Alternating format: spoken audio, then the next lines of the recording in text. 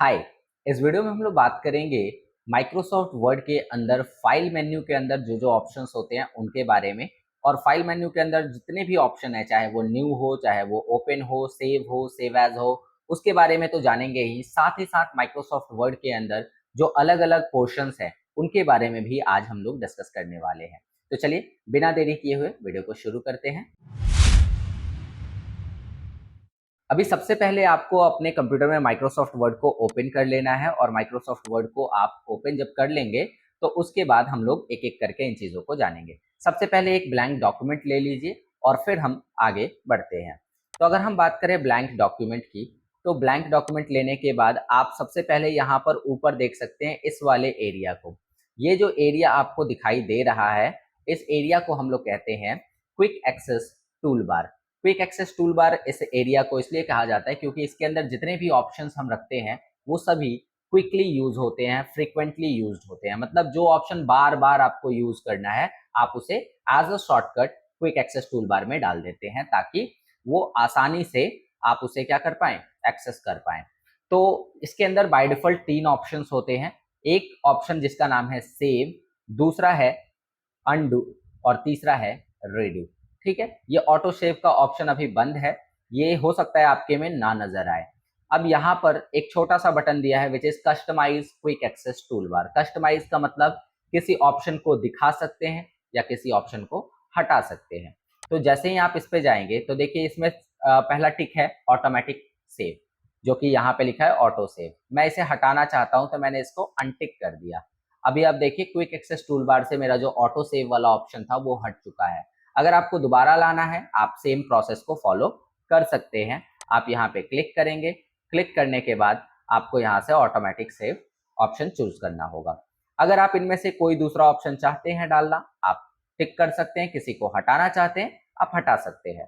तो ये होता है क्विक एक्सेस टूल बार, जिसके अंदर हम उन ऑप्शंस को रखते हैं जो हमें बार बार इस्तेमाल करने होते हैं। जैसे सेव, अंडू, रीडू, ये तीन ऑप्शन हमें बहुत ज्यादा यूज करने होते हैं। दैट्स वाई इन्हें क्विक एक्सेस टूल बार में डाला गया है। और बाकी आप चाहें तो अपने मर्जी से इसे चेंज कर सकते हैं। जस्ट उसके बगल में आप देखेंगे लिखा है डॉक्यूमेंट वन हाइफन वर्डपैड।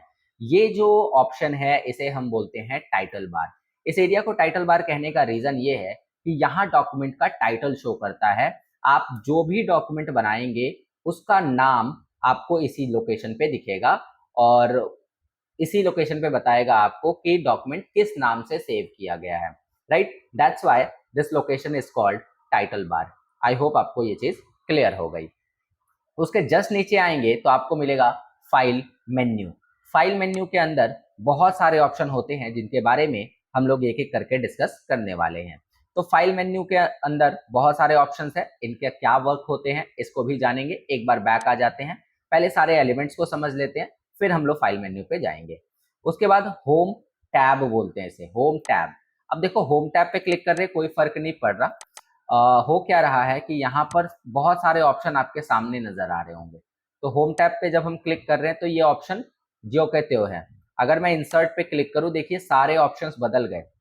यानी अभी जो ऑप्शन आपके सामने दिखाई दे रहे हैं वो सभी होम टैब के ऑप्शन ना होकर वो सभी इंसर्ट टैब के ऑप्शन है। ठीक है, फिर ड्रॉ पे जब हम क्लिक कर रहे हैं ऑप्शंस बदल जा रहे हैं। फिर डिजाइन पे क्लिक कर रहे हैं ऑप्शंस बदल जा रहे हैं। मतलब हर टैब के अंदर बहुत सारे ऑप्शंस हैं और वो टैब पे क्लिक करने के साथ ही चेंज हो रहे हैं। इसी के साथ ही एक चीज बता दूं कि ये जो ऑप्शन जिस एरिया में दिखाई दे रहे हैं इस एरिया को रिबन कहा जाता है। इस एरिया को हम क्या कहते हैं, रिबन कहते हैं। तो यहाँ पर अगर आप नोटिस करें तो होम टैब, इंसर्ट टैब का रिबन आ गया आपके सामने जिसमें बहुत सारे ऑप्शंस हैं। ड्रॉ टैब का रिबन आपके सामने आ गया जिसके अंदर बहुत सारे ऑप्शन है। डिजाइन टैब का रिबन आपके पास है जिसमें बहुत सारे ऑप्शन है। देन लेआउट, रेफरेंसेस, मेलिंग, ये तमाम चीजें हैं जिसमें बहुत सारे मतलब तमाम रिबन्स हैं और इन रिबन्स में बहुत सारे ऑप्शंस हैं। यानी कहने का मतलब है कि हर टैब के पास अपने कुछ स्पेसिफिक ऑप्शंस होते हैं जो ऑप्शंस एक पट्टी पे दिखाई देते हैं एंड इस पट्टी को हम लोग रिबन कहते हैं।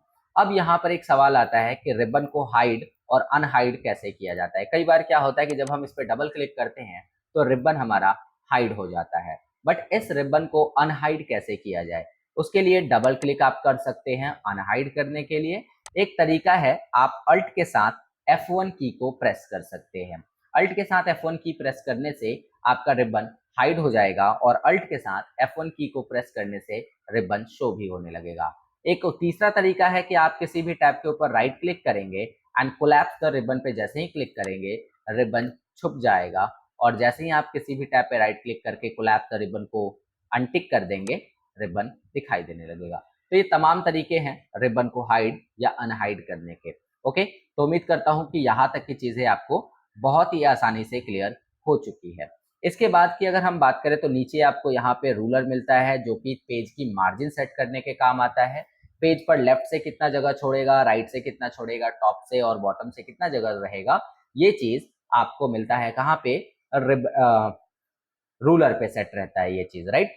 अब रूलर पे यहाँ पर आप देखिए कि लेफ्ट से कितना जगह छोड़ा है, टॉप से कितना जगह छोड़ा है, और ये जो कर्सर ब्लिंक कर रहा है ये स्टार्टिंग पोजीशन बता रहा है टेक्स्ट की, कि अगर आप कोई टेक्स्ट लिखेंगे तो आपका टेक्स्ट किस जगह से अपीयर होगा, राइट। उसके बाद नीचे आप देखेंगे तो ये स्टेटस बार है जो बताएगा कि आपके पास टोटल नंबर ऑफ पेजेस कितने हैं इस डॉक्यूमेंट के अंदर, टोटल कितने वर्ड्स आपने लिख रखे हैं, कौन सी लैंग्वेज यूज कर रहे हैं आप डॉक्यूमेंट को बनाने के लिए, ये तमाम चीजें आपको यहाँ नजर आ जाएंगी।